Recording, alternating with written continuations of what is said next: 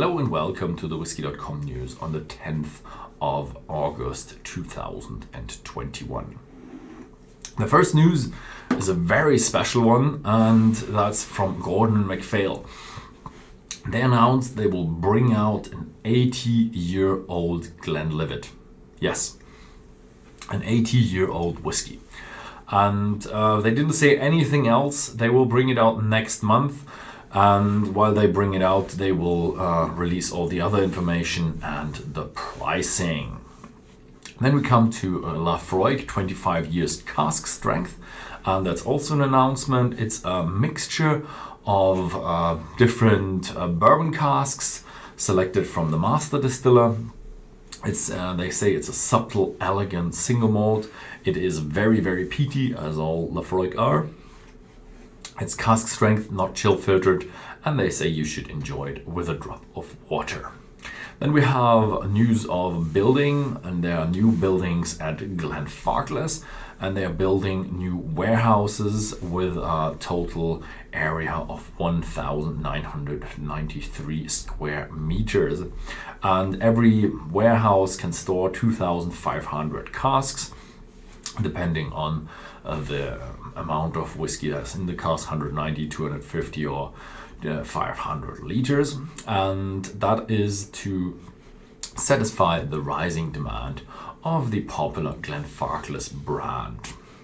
Then we have Johnnie Walker Whisky Experience, and they are finally releasing their opening date. Yeah, the opening date was delayed, and Corona delayed it for 1 year, and I think they delayed it a couple of times, and now they have release dates. The 6th of September 2021. So yes, hopefully that will happen.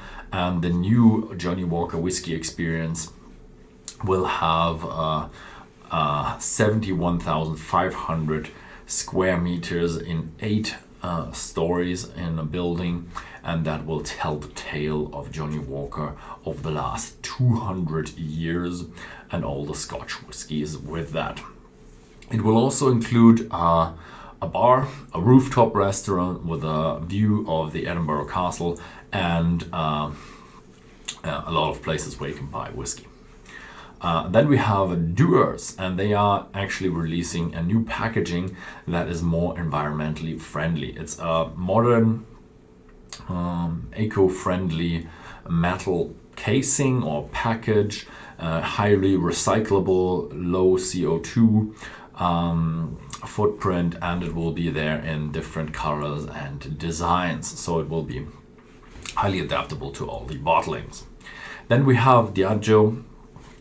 They're releasing their second Prima and Ultima whiskey series. There are a lot of bottlings. Amongst them are Talisker, Mortlach, the Singleton of Glendollen, Brora, and Linkwood. There are some quite very, very new single malts, and some of them with the last of their kind. Amongst them, one of the last Lagavulin from a year, the Brora from the last cask of 1980, and a Linkwood from 1981. The set will be sold at Sotheby's, and all of the revenues will go to a charity organization. Then we have new Benriach Whisky, and it will be the first of its kind since 100 years. It was matured in bourbon cask and virgin oak cask, so it means nothing was in the cask before that. 48.7% ABV, and it was made with barley that has been soaked and put out in the malting floors and turned by hand. And yeah, it will be available in October in the United States, so unfortunately it will not reach European or our markets or any other markets, but only the United States. Maybe they will have enough to go around later to have it somewhere else as well. Then we have news from Far East, and that's from Taiwan.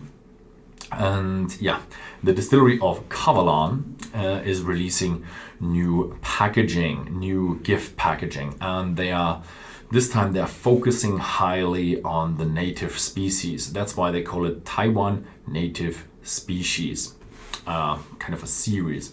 And these gift boxes symbolize hope and prosperity. It's so Chinese.